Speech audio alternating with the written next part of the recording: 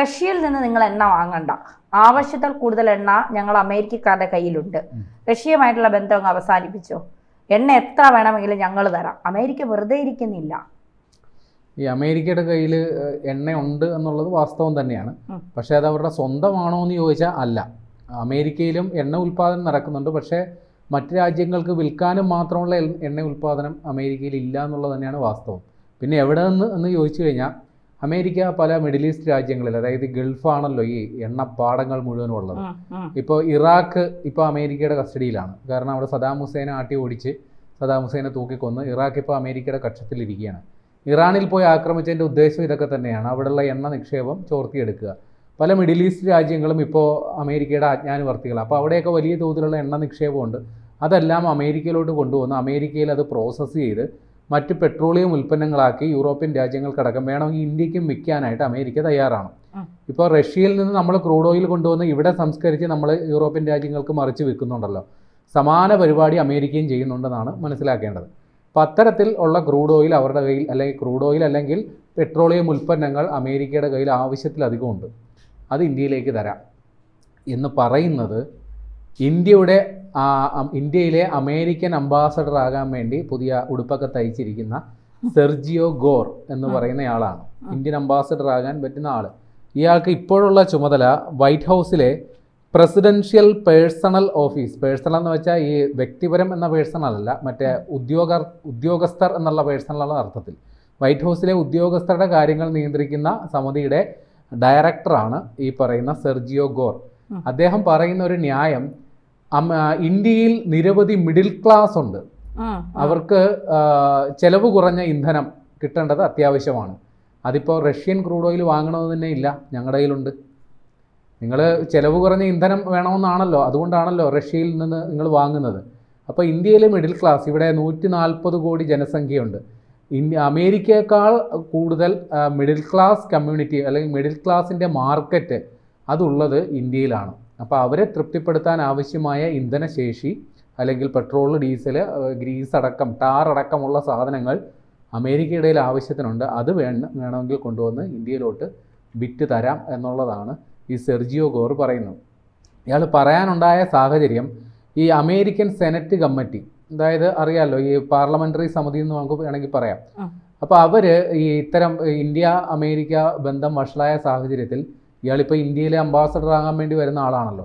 അപ്പോൾ ഇയാളുടെ ഒരു മൊഴിയെടുക്കൽ അല്ലെങ്കിൽ ഇയാളുടെ ഒരു അഭിപ്രായം എന്താണ് തേടാനായിട്ട് ഈ സെനറ്റ് കമ്മിറ്റി ഇങ്ങനെ വിളിപ്പിച്ചു. അപ്പോഴാണ് ഇത്തരത്തിലുള്ളൊരു നിലപാട് ഇദ്ദേഹം പറയുന്നത്. അപ്പോൾ അമേരിക്കയുടെ മനസ്സിലിരിപ്പ് എന്താണെന്നറിയാം. റഷ്യയിൽ നിന്ന് നിങ്ങൾ ക്രൂഡ് ഓയിൽ വാങ്ങണ്ട, പകരം ഞങ്ങളുടേത് വേണമെങ്കിൽ തരാം എന്നുള്ളത് തന്നെയാണ് അദ്ദേഹം പറയുന്നത്. പിന്നെ അദ്ദേഹം ഒരു കാര്യം കൂടി പറയുന്നു, ഇന്ത്യ അമേരിക്ക ബന്ധം വഷളാണ് എന്നുള്ള കാര്യത്തിൽ അദ്ദേഹത്തിന് സംശയമൊന്നുമില്ല. പക്ഷേ അത് പരിഹരിക്കപ്പെടും. അതിന് കാരണമായിട്ട് ഇദ്ദേഹം പറയുന്നത്, ട്രംപും മോദിയും തമ്മിൽ വളരെ അടുത്ത സൗഹൃദമുണ്ട്. ആ ഒരൊറ്റ കാരണം കൊണ്ട് മാത്രം ഇന്ത്യയും അമേരിക്കയും തമ്മിലുള്ള ബന്ധം വഷളാകും. അത് അദ്ദേഹത്തിൻ്റെ വാക്കുകൾ ഇങ്ങനെയാണ്, അവർ president has a deep friendship with prime minister Modi.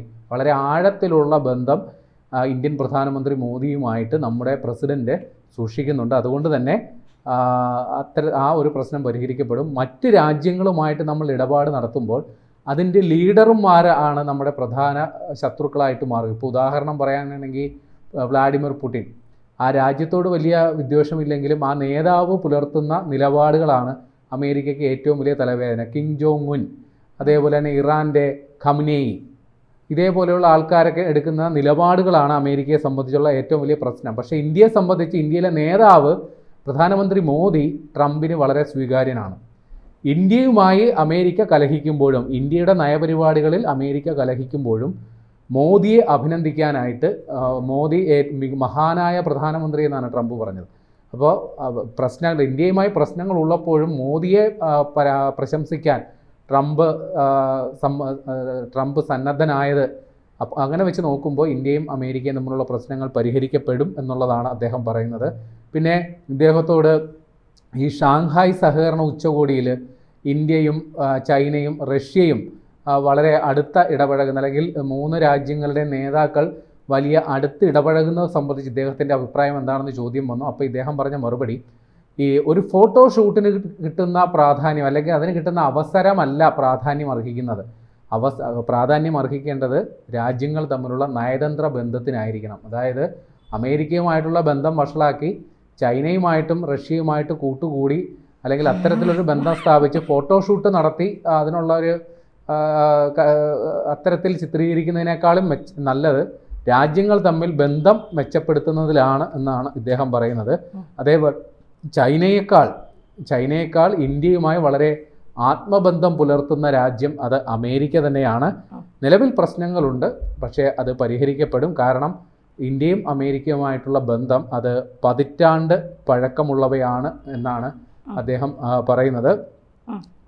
ഇന്ത്യയും അമേരിക്കയും തമ്മിൽ ഇപ്പോൾ വ്യാപാര കരാർ സംബന്ധിച്ചാണല്ലോ തർക്കമുള്ളത്. പക്ഷെ അദ്ദേഹം പറയുന്നത് ഇത്തരത്തിലൊരു പ്രശ്നമുണ്ട്, ഇന്ത്യയും അമേരിക്കയും തമ്മിൽ വ്യാപാര കരാർ സംബന്ധിച്ചുള്ള തർക്കം നിലനിൽക്കുന്നു. പക്ഷേ അത് ഒരു അടഞ്ഞ അധ്യായമല്ല, വരുന്ന ആഴ്ചകളിൽ തന്നെ ഇത്തരത്തിൽ ഇത് പരിഹരിക്കപ്പെടും എന്നുള്ളതാണ് അദ്ദേഹം പറയുന്നത്.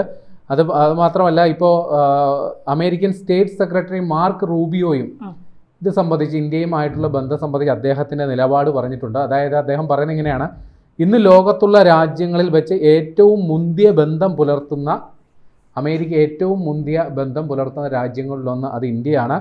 അത് ഇന്ന് മാത്രമല്ല ഭാവിയിലും അങ്ങനെ തന്നെ ആയിരിക്കും എന്നുള്ളതാണ് മാർക്ക് റൂബിയോ പറയുന്നത്. അതായത് അമേരിക്കയെ സംബന്ധിച്ചിപ്പോൾ എന്താ പറയുക, കഴിച്ചിട്ട് ഇറക്കാനും മേല മധുരിച്ചിട്ട് തുപ്പാനും മേലാത്ത അവസ്ഥയിലായി എന്നുള്ളതാണ് വാസ്തവം. കാര്യം ഇന്ത്യയെ പിണക്കിക്കൊണ്ട് ഏകപക്ഷീയമായ നിലപാടുമായിട്ട് അമേരിക്കയ്ക്ക് മുന്നോട്ട് പോകാൻ പാടില്ല. അതിൻ്റെ സൂചനകളാണ് ഇപ്പോൾ ട്രംപ് ഇടയ്ക്കിടയ്ക്ക് ഇന്ത്യയെ ചൊറിഞ്ഞുകൊണ്ട് ട്വീറ്റ് ചെയ്യുന്നുണ്ട് എന്ന് പറയുമ്പോൾ തന്നെയും അവിടെ കാര്യങ്ങൾ തീരുമാനിക്കുന്ന ഉദ്യോഗസ്ഥ തലത്തിലുള്ളവർ ഇന്ത്യക്ക് അനുകൂലമായി ചിന്തിക്കുന്നു എന്ന് വേണം മനസ്സിലാക്കാൻ. അദ്ദേഹം പറയുന്നത് വരുന്ന സെപ്റ്റംബർ അവസാനമോ നവംബറിലോ ഇന്ത്യയും അമേരിക്കയും തമ്മിലുള്ളൊരു വ്യാപാര കരാർ അത് ഉടനെ ഉണ്ടാകും എന്നുള്ള ഒരു സൂചന തന്നെയാണ് പറയുന്നത്. പക്ഷേ ട്രംപ് ഇപ്പോഴും ഇക്കാര്യത്തിൽ ഒരു നിലപാട് ഇപ്പോഴും വ്യക്തമാക്കിയിട്ടില്ല. അദ്ദേഹം ഇപ്പോഴും ഭീഷണി സ്വരത്തിൽ തന്നെയാണ് സംസാരിക്കുന്നത്.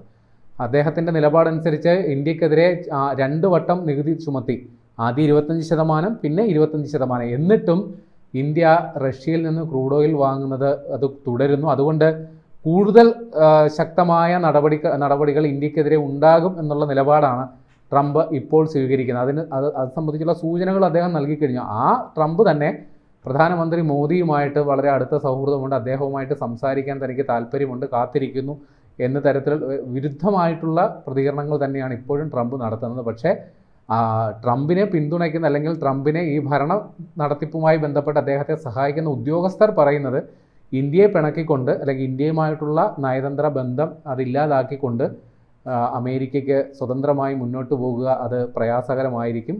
കൃത്യമായും ഇന്ത്യയുമായിട്ട് വെറും കച്ചവടം മാത്രമല്ല, അമേരിക്കയ്ക്ക് തന്ത്രപ്രധാനമായ ബന്ധമാണുള്ളത്. കാരണം ഏഷ്യയിൽ ചൈന വലിയ സാമ്പത്തിക ശക്തിയാകുന്നു, സൈനിക ശക്തിയാകുന്നു. ആ ചൈനയുടെ അതായത് ചൈന വലിയ ഒരു സാമ്രാജ്യത്വ ശക്തിയാകുന്നത് അമേരിക്കയ്ക്ക് ഒട്ടും സഹിക്കാൻ പറ്റില്ല.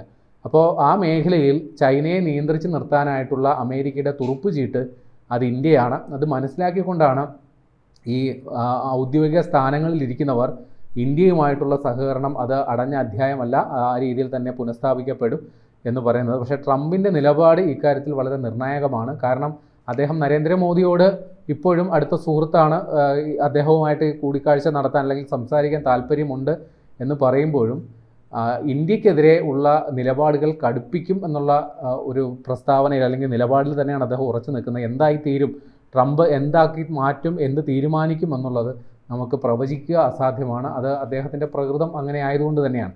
ഏതായാലും വരുന്ന മാസങ്ങൾ ഇന്ത്യയെ സംബന്ധിച്ച് വളരെ നിർണായകമായിരിക്കും. അമേരിക്കയുമായിട്ടുള്ളൊരു വ്യാപാര കരാർ ഉണ്ടായില്ലെങ്കിൽ അത് ഇന്ത്യൻ കർഷകരുടെ, ഇന്ത്യൻ വ്യവസായികളുടെ താല്പര്യങ്ങളെ വലിയ രീതിയിൽ ബാധിക്കുന്നതാണ്. പക്ഷേ ഇക്കാര്യത്തിൽ ഒരു പരിഹാരം ഉടനെ ഉണ്ടാകും എന്ന് തന്നെ വേണം കരുതാൻ.